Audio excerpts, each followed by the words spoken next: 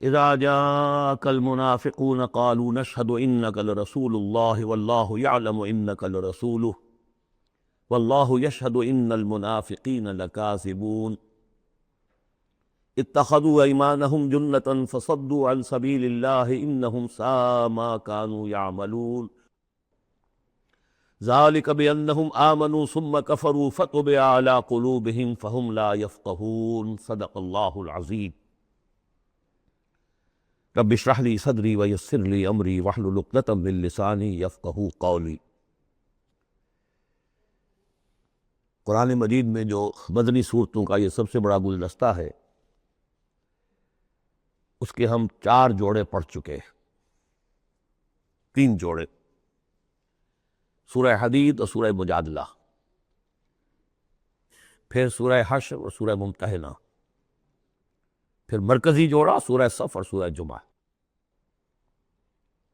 سورہ صف میں نے ایک بات کہی تھی کہ بعد میں جائزہ لے لیں گے، اگر تو ایمان حقیقی اور جہاد فی سبیل اللہ کا راستہ انسان اختیار کرے، وہ تجارت جو اللہ نے بتائی ہے، هل ادلکم علی تجارت تنجیکم من عذاب علیم، اس کا کیا حل ہے، کیا تجارت ہے؟ تؤمنون باللہ ورسولہ وتجاہدون فی سبیل اللہ باموالکم وانفسکم، یہ اگر کرتے ہو تو عذاب علیم سے بھی چھٹکارا ہے، تمہارے گناہ بھی معاف کر دیے جائیں گے، جنتوں میں داخل کیے جاؤ گے، مساکن طیبۃ فی جنات عدن دیے جاؤ گے۔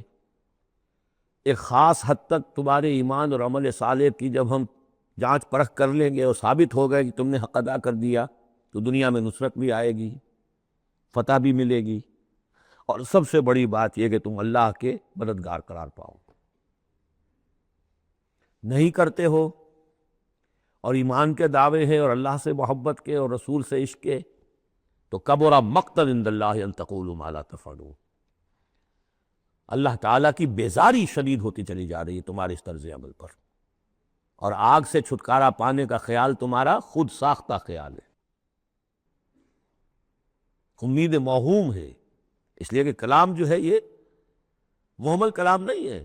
هل ادلکم علی تجارت تنجیکم من عذاب علیم، وہ تجارت تمہیں بتائی جائے جو عذاب علیم سے چھٹکارا دلا دے، وہ نہیں کرتے ہو اور چھٹکارا ہو گیا تو پھر یہ کلام غلط ثابت ہو گیا، پھر یہ کلام موغل ہے، بے معنی ہے۔ کرتے ہو تو سب کچھ ہے، اس کو کہتے ہیں ہماری فزیولوجی میں آل اور نن لا، وہ چیز ہوگی تو پوری ہوگی، نہیں ہوگی تو زیرو ہو جائے گی، پرسنٹیج نہیں ہے بیچ میں۔ مسل کے بارے میں، یہ والنٹری مسلز جو ہوتے ہیں ان کی کنٹریکشن جو ہوتی ہے آل اور نن، اگر تو سٹیمولس پورا مل جائے گا تو پوری کنٹریکشن ہوگی، اور اگر وہ سٹیمولس جو ہے کم ہے تو بالکل نہیں ہلے گا وہ، یہ نہیں کہ وہ درمیان میں، آل اور نن لا۔ اچھا، اس کے لیے جو آدمی چاہیے کیسے ٹرین کرنا، کیسے تیار کرنا، وہ سورۃ جمعہ۔ اب یہ جو دوسرا، بلکہ کہنا چاہیے کہ جو چوتھا جوڑا آ رہا ہے، اس میں ایک تو ترتیب آپ الٹی دیکھ رہے ہیں، پہلے آ رہی ہے وہ سورت جس میں کہ تسبیح کا ذکر نہیں ہے، بعد میں آئے گی سورہ تغابن جس میں تسبیح کا ذکر ہے۔ دوسری بات یہ کہ یہاں نفاق کا تذکرہ ہے، اور سورہ تغابن میں ایمان حقیقی پر جامع ترین سورت ہے۔ میں نے آپ کو پہلے ہی بتایا تھا کہ وہ مباحث، اب نفاق کی جو بحثیں آئی ہیں سورہ نساء اور سورہ توبہ کا تو اکثر حصہ اس پر مشتمل ہے، اور بھی تقریباً تمام مدنی صورتوں کے اندر وہ ذکر موجود ہے، کہیں ذرا ڈھکا چھپا ہے جیسے سورہ بقرہ میں، کہیں کھلم کھلا ہے، اعلانیہ۔ اسی طریقے سے ایمان کی بحث تو پوری مکی قرآن میں پھیلی ہوئی ہے، اس کے بلکہ اور خلاصے نکال کر بہترین جو ہے مدنی قرآن میں بھی لکھ دیے گئے ہیں، آیات الآیات ہے، آیت الکرسی ہے، لیکن ایک خلاصہ 11 آیتوں پر مشتمل نفاق کی حقیقت پر یہ سورہ منافقون، یہ منفی ہے، مثبت شے کیا ہے؟ ایمان، 18 آیتوں پر مشتمل جامع ترین سورت قرآن حکیم کی ایمان کے موضوع پر سورہ تغابن۔ نفاق کے بارے میں چند باتیں سمجھ لیجئے جو اگرچہ پہلی بحث میں بہت آ چکی ہیں، لیکن آج پھر میں بتا دینا چاہتا ہوں۔ نفاق کی 2 قسمیں، ایک وہ شخص جو شعوری طور پر دھوکہ دینے کے لیے ایمان لایا، وہ شروع ہی سے منافق ہے، ایک دن بھی اسے ایمان کی لذت نصیب ہوئی نہیں۔ سورہ آل عمران میں اس کی مثال موجود ہے، سازش کی، صبح کو ایمان لاؤ، شام کو مرتد ہو جانا، تاکہ یہ اسلام کی جو ساکھ بن گئی ہے گڈ ول بن گئی ہے، یہ ختم ہو جائے۔ تو ظاہر بات ہے جیسے کہ فرمایا گیا سورہ مائدہ میں وَقَدْ دَخَلُوا بِالْكُفْرِ وَهُمْ قَدْ خَرَجُوا بِهِ، وہ کفر کے ساتھ ہی داخل ہوئے تھے اور کفر کے ساتھ ہی نکل گئے، ان پہ ایک لمحہ بھی ایمان حقیقی کا آیا ہی نہیں۔ یہ بہت کم لوگ تھے اس قسم کے منافق۔ اصل منافق بھی وہ کون تھا؟ دعوت آئی، دعوت نے قبول، دل نے قبول کیا، بات ٹھیک ہے، صحیح بات ہے، چلو پیش قدمی کرو، لیکن تھے کم ہمت، بزدل، تھڑ دلے۔ اب ظاہر بات ہے یہ دعوت تھی انقلابی دعوت، انقلابی دعوت میں تصادم کے مراحل آتے ہیں، اور وہاں جو ہے تکلیفیں، آزمائشیں، مصیبتیں، ایثار مال، بذل نفس، یہاں تک کہ وہ مرحلہ بھی آ سکتا ہے کہ نقد جان ہتھیلی پر رکھو اور میدان میں آ جاؤ۔ اب جو ذرا کمزور لوگ تھے ان کی ٹانگیں ذرا ہلنی شروع ہوئی، کپ کپی۔ پہلا مرحلہ یہ ہوا ان میں کہ انہوں نے اپنی قصور کو ماننا، ہم سے خطا ہو گئی، غلطی ہوئی۔ یہ سورہ توبہ میں پڑھ چکے ہیں، خلطوا عملا صالحا وآخر سیئا۔ اب یہ ہے کہ کسی اچھے کام بھی کر رہے ہیں، کسی وقت کوئی برا کام بھی کر دیا، کبھی کوئی لبیک بھی کہہ دیا، کبھی کہیں کھسک گئے، لیکن اپنی غلطی مان لی کہ حضور ہم سے غلطی ہوئی، ہم کوئی جھوٹا بہانہ نہیں بناتے، آپ جو سزا چاہیں دے لیں، ہم حاضر ہیں۔ اس درجے کو کہیں گے ضعف ایمان، یہ نفاق نہیں ہے، ضعف ایمان۔ اگلا درجہ آتا ہے جب آدمی کی جو جھوٹی عزت نفس ہے، اخذت العزت بالاسم، وہ جھوٹی عزت نفس اسے کہتی کب تک مانو گے اپنی خطائیں، تم جھوٹا بہانہ کر دیا کرو، یہ تھا مسئلہ، وہ تھا مسئلہ، یوں تھا، ایسا تھا، خدا کی قسم نہیں، وہ تیسرا مرحلہ ہے۔ جھوٹا بہانہ جہاں شروع کیا نفاق شروع ہو، لہذا منافقین کے ضمن میں ہمیشہ آپ کذب اس کو دیکھیں۔ اگلا مرحلہ آیا اور دیکھا کہ یہ تو اب ہماری قسم، ہم جو بہانہ بناتے تو لوگ مسکراتے ہیں، کچھ وہ سمجھتے ہیں کہ یہ جھوٹا بہانہ بنا رہا، لہذا قسمیں کھا کر موقد کیا اپنی قسموں سے۔ یہ سیکنڈ سٹیج میں ٹی بی آ گئی، نفاق کی T B in second stage, جھوٹا بہانہ فرسٹ سٹیج، جھوٹی قسم سیکنڈ سٹیج۔ ایک عرصہ آتا ہے جس کے بعد اس پر بھی اعتماد لوگوں کا اٹھ جاتا ہے، تو اب ان کے اندر ایک شدید قسم کا ریئیکشن پیدا ہوتا ہے، ایمان اور اہل ایمان کی دشمنی پیدا ہو جاتی ہے، اور یہ دشمنی سب سے زیادہ ٹارگٹ کرتی ہے قائد کو۔ اس نے ہمارے لیے ساری مصیبت کھڑی کر دی، ہم آرام سے اپنے مدینے میں آباد تھے، رہ رہے تھے، یہ آ گیا، اس نے آ کر یہ سارا جو ہے معاملہ ہمارے لیے، بھائی کو بھائی سے جدا کر دیا، خاندانوں میں رفت پیدا کر دی۔ اب ہمارے دوستیاں تھیں ان سے اوس اور خزرج کی دوستیاں تھیں، ان تمام یہودی قبائل سے ہمارے وہ سارے حلیفی تعلقات ٹوٹ گئے، وہ ساری دشمنی جو ہے اب یہ عداوت بن جاتی ہے اہل ایمان کی، اور خاص طور پر اہل ایمان کے قائد جو اس وقت کون تھے؟ محمد رسول اللہ۔ دس از دی تھرڈ سٹیج۔ یہ ٹی بی کی وہ تھرڈ سٹیج ہے جو پہلے کبھی ہو جاتی تھی تو اب سمجھتے تھے کہ اب یہ لا علاج۔ یہ ہے نفاق کی اصل حقیقت۔ اسی لیے اس وقت جو لوگ کسی تحریکی تصور سے آشنا ہی نہیں، انقلابی تصور دین ان کے سامنے آیا ہی نہیں، وہ منافق نہیں ہو سکتا، وہ ضعیف الایمان آدمی ہے۔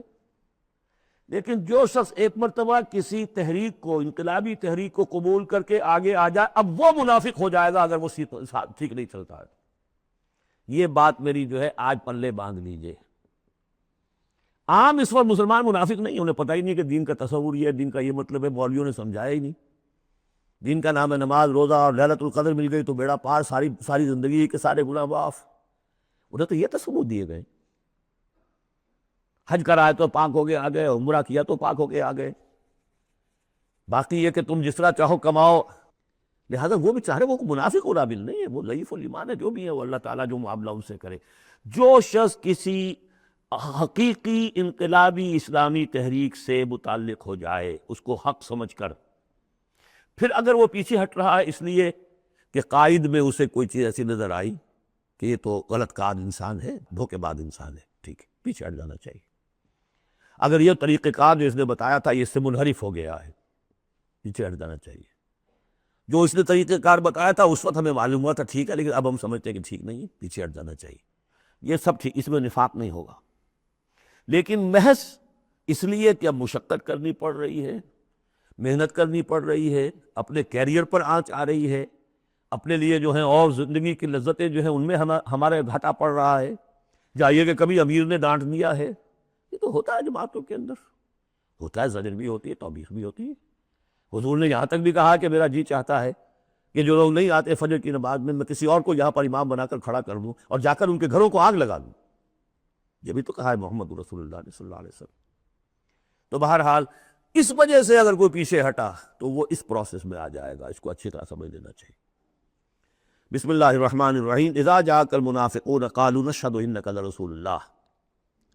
اے نبی، جب آپ کے پاس آتے ہیں منافق اور وہ کہتے ہیں کہ ہم گواہی دیتے ہیں، ہم کہتے ہیں، ہم اقرار کر رہے ہیں کہ آپ اللہ کے رسول ہیں، واللہ یعلم انک لرسول، اللہ جانتا ہے کہ آپ اس کے رسول ہیں، اللہ سے بڑھ کر اور کون جانتا ہے کہ آپ اللہ کے رسول ہیں، لیکن واللہ یشہد ان المنافقین لکاذبون، اللہ گواہی دیتا ہے کہ یہ منافق جھوٹے ہیں، یہ دل سے بات نہیں کہہ رہے۔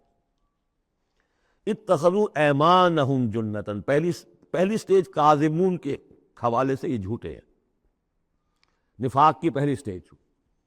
پھر انہوں نے اپنی قسموں کو ڈھال بنا لیا، اتخذوا ایمانہم جنۃ فصدوا عن سبیل اللہ، انہوں نے اپنی قسموں کو ڈھال بنا کر اور اللہ کے راستے سے رک گئے۔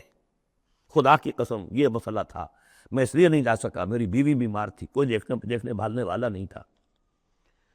انہ ساء ما کانوا یعملون، یہ بہت ہی برا کام ہے جو کر رہے ہیں۔ ذالک بانہم آمنوا ثم کفروا، یہ وہ لوگ ہیں جو ایمان لا کر کافر ہوئے ہیں، یہ وہ لوگ نہیں ہیں جو دھوکے ہی سے ایمان میں داخل ہوئے تھے۔ تھوڑی سی پونجی انہیں ملی تھی ایمان کی، آئے تھے، اس وقت بدنیت نہیں تھے، ان کی فطرت نے اپیل کیا تھا اس دعوت نے، لیکن اب جو پاؤں ان کے ہلے ہیں وہ انہیں کیا پتا تھا کہ یہ شہادت گاہ الفت میں قدم رکھنا ہے، لوگ آسان سمجھتے ہیں مسلمان ہونا، یہ تو انہیں معلوم نہیں تھا، یہ تو معلوم نہیں تھا وَلَنَبْلُوَنَّكُمْ بِشَيْءٍ مِّنَ الْخَوْفِ وَالْجُوعِ وَنَقْصٍ مِّنَ الْأَمْوَالِ وَالْأَنفُسِ وَالثَّمَرَاتِ وَبَشِّرِ الصَّابِرِينَ، وہ تو بن گئے تھے مسلمان، جیسے آئے حضور، پورے اوس اور خزرج کے قائدین ایمان لا چکے تھے، سارا قبیلہ لے آیا تو ٹھیک ہو گیا، انہیں کیا پتا تھا کیا کچھ آ رہا ہے اس کے پیچھے۔ یہ ایمان جو ہے یہ تو یوں سمجھیے کہ ٹپ آف دی آئس برگ ہے، اس کے نیچے جو اصل برگ جو آیا ہے برف کا تودا، تو وہ پھر ان کے پاؤں ہیں، اس میں بھی جب تک اقرار ہو اپنے تقصیر کا تو وہ ذوف ایمان کہلائے گا، نفاق نہیں۔ خذ من اموالہم صدقۃ تطہرہم وتزکیہم بہا، ایسے لوگوں کا علاج بھی سورہ توبہ میں آ چکا ہے۔ لیکن جھوٹ بہانا پہلی منزل، جھوٹی قسم دوسری منزل، اور پھر عداوت آگے آئے گی چل کر اسی صورت میں۔ ذالک بانہم آمنوا ثم کفروا، یہ اس لیے کہ ایمان لائے پھر کفر کیا، فطبع علی قلوبہم، اب اللہ نے ان کے دلوں پر مہر کر دیے، فہم لا یفقہون، اب یہ تفقہ حقیقی تفقہ سے خالی ہو چکی۔ وَإِذَا رَأَيْتَهُمْ تُعْجِبُكَ أَجْسَامُهُمْ، جب اے نبی آپ انہیں دیکھتے ہو کہ جسم آپ کو بڑے اچھے لگتے ہیں، بڑے تن و توش والے ہیں، وَإِن يَقُولُوا تَسْمَعْ لِقَوْلِهِمْ، جب وہ آپ سے بات کرتے ہیں تو آپ بڑے غور سے سنتے ہیں۔ چودھری لوگ جو ہوئے، سرمایہ دار بھی ہوئے، چودھری بھی ہوئے، تو ان کی حیثیت ہے تو آپ توجہ سے سنتے ہیں ان کی بات۔ کأنہم خشب مسندہ، اے نبی یہ تو ان سوکھی لکڑیوں کے مانند ہیں جو اپنے بل پر نہیں کھڑی ہوا کرتے، انہیں ٹیک لگا کر کھڑا کیا جاتا ہے۔ یحسبون کل صیحۃ علیہم، اندر سے اتنے بودے ہیں کہ ذرا سی آہٹ ہوتی ہے تو ان کی جان پر بن جاتی ہے، وہ سمجھتے ہیں کہ پھر آئی کوئی مصیبت، کہیں اور سے پھر شاید کوئی حملے کی خبر آ رہی ہے، اور پھر کوئی جنگ ہوگی، پھر کہیں گے نکلو اللہ کی راہ میں۔ یحسبون کل صیحۃ علیہم، اپنے اوپر ہی سمجھتے ہیں ہر آہٹ کو۔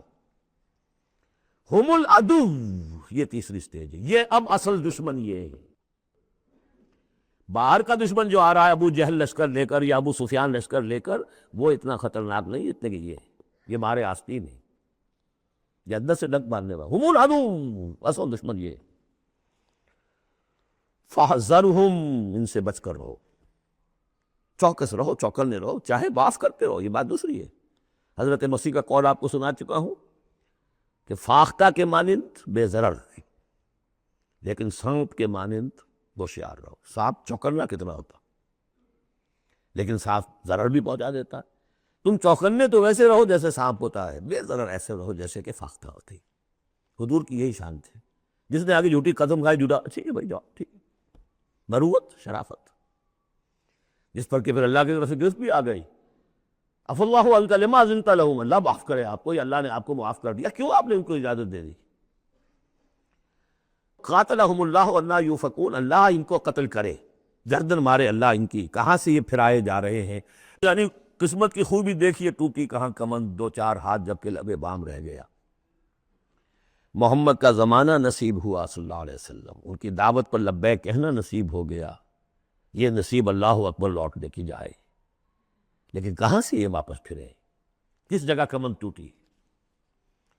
وَإِذَا قِيلَ لَهُ تَعَالَوْا يَسْتَغْفِرْ لَكُمْ رَسُولُ اللَّهِ، جب ان سے کہا جاتا آؤ بھئی غلطی مان لو اپنی، تو اللہ کے رسول تمہارے بھی استغفار کریں گے، تو رسول کی دشمنی تو ان کے دل میں بنی ہوئی ہے، کیسے آئیں؟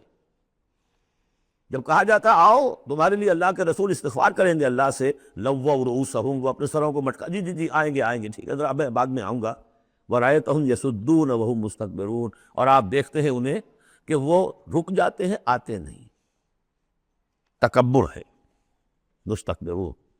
اب نبی کے سامنے جا کے روز اپنی خطاؤں کو ہم اعتراف کرتے رہے، ہماری بھی کوئی عزت نفس ہے؟ یہ کیا ہے جس وقت چاہا ہمیں ڈانٹ دیا؟ آخر یہ عزت نفس ہے ہماری بھی۔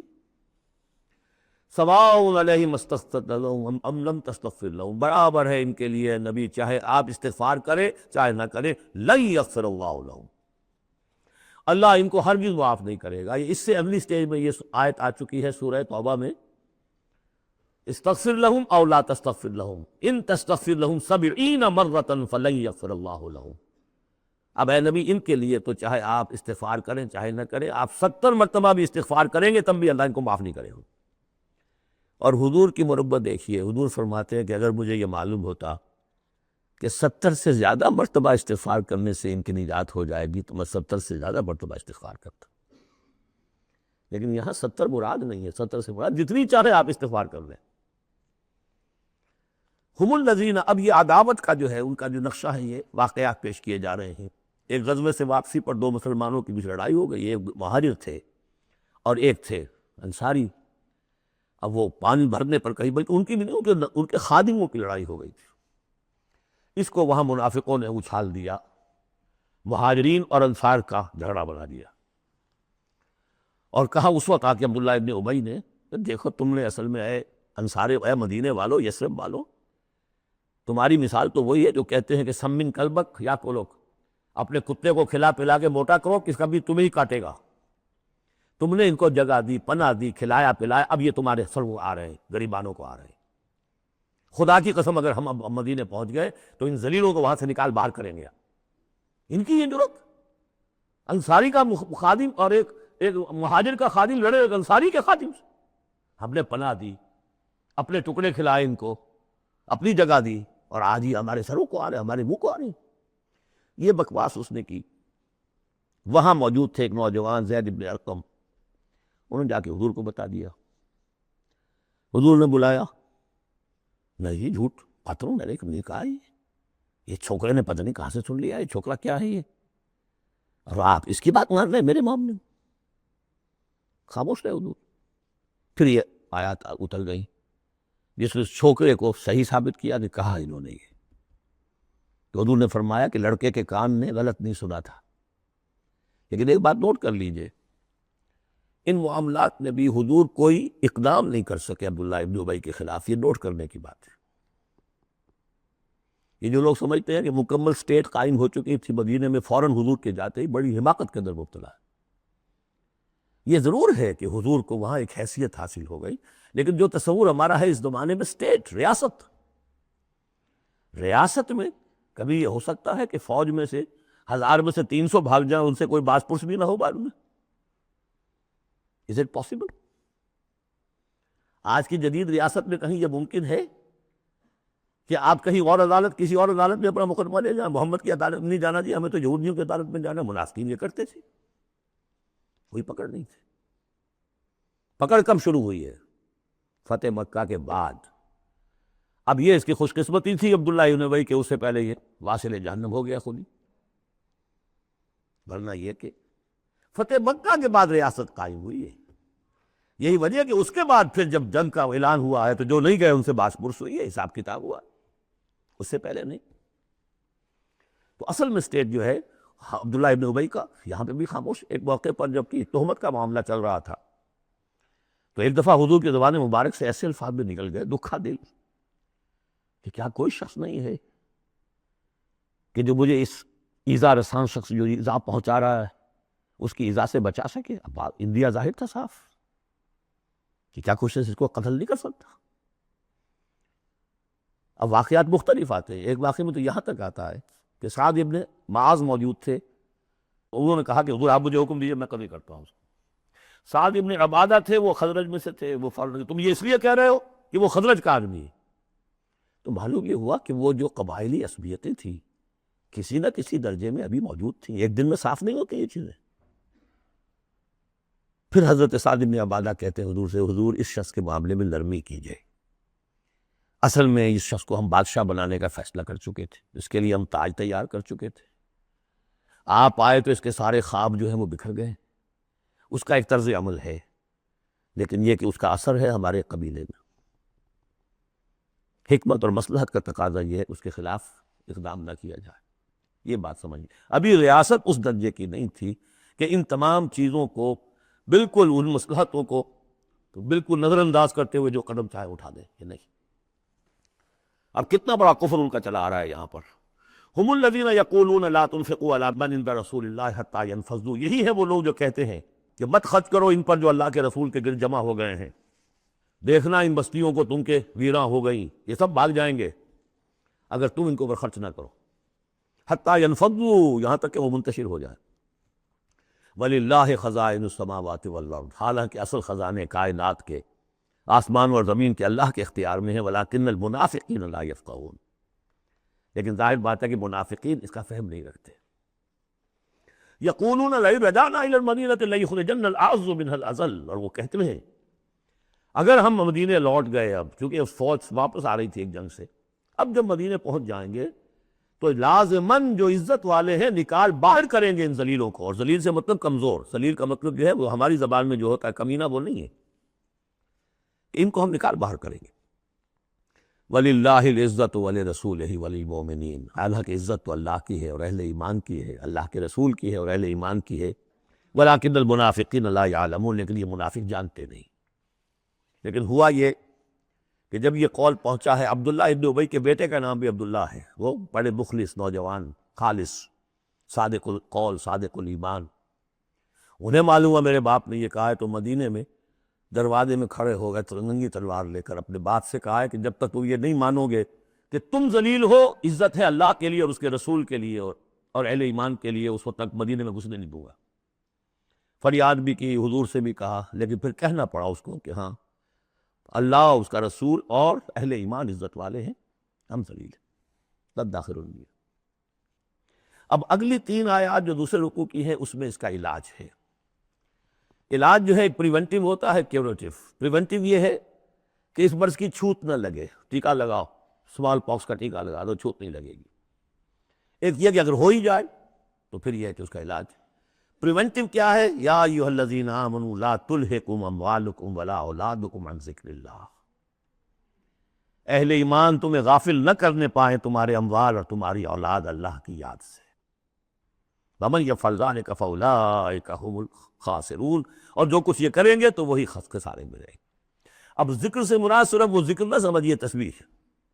اللہ یاد رہے اپنا فرض یاد رہے آدمی چاق و چوبند رہے اپنے فرض کی ادائیگی کے لیے کمر بستہ رہے. یہ سب فکر میں. جہاد سے غافل نہ کر دے تمہارے مال اور اولاد. ان میں اتنا انہماک ہو جائے کہ وقت ہی نہیں میں کیا کروں جی وقت ہی نہیں. وقت کہاں سے آئے گا؟ آپ نے معبود بنا رکھا ہے اپنے سٹینڈرڈ آف لیونگ کو سٹیٹس کو. سٹیٹس سمبل معبود ہے. اب اسی کو پوج رہے ہیں آپ صبح سے شام اور رات کے اوقات میں بھی سوچ بچار اسی کی ہے. تب کہیں جا کر وہ سمبل جو ہے قائم رہتا ہے. تو کیسے ہوگا؟ اس کا جو ہے کیوریٹو ٹریٹمنٹ وہ کیا ہے؟ دیکھیے نفاق الف اس میں ڈال دیجئے. انفاق یہ اس کا علاج ہے. انفاق خرچ کرو خرچ کرو. نفاق کا اصل سبب کیا ہے؟ دنیا کی محبت. دنیا کا محبت کا سب سے بڑا مظہر کیا ہے؟ مال کی محبت. اور علاج بالمثل یہ ہوگا مال نکالو. یہ ہے اس کی اصل علاج. جیسے سورہ حدید میں ہم نے پڑھا تھا کہ زمین کے اندر ہل چلانا پڑے گا. ہل کیا ہے؟ ان المصدقین والمصدقات واقرضوا اللہ قرضا حسنا یضاعف لهم ولهم اجر کریم والذین آمنوا باللہ ورسلہ اولئک هم اب یہ گند نکال کو دل سے، پھر ایمان کا بیج پڑے گا تو لہلائے گی کھیتی، پھر صدیقیت کی طرف جاؤ چاہے شہادت کی طرف، یہ تمہاری افتاد تباہ ہے۔ وَأَنفِقُوا مِمَّا رَزَقْنَاكُم مِّن قَبْلِ أَن يَأْتِيَ أَحَدَكُمُ الْمَوْتُ، اور خرچ کر دو اس میں سے جو کچھ ہم نے تمہیں دیا ہے، اس سے پہلے کہ تم میں سے کسی کی موت کا وقت آئے۔ فَيَقُولَ، پھر وہ اس وقت کہے، رب لولا أَخَّرْتَنِي إِلَىٰ أَجَلٍ قَرِيبٍ، پروردگار اسے ذرا کچھ دیر کے لیے مؤخر کر دے۔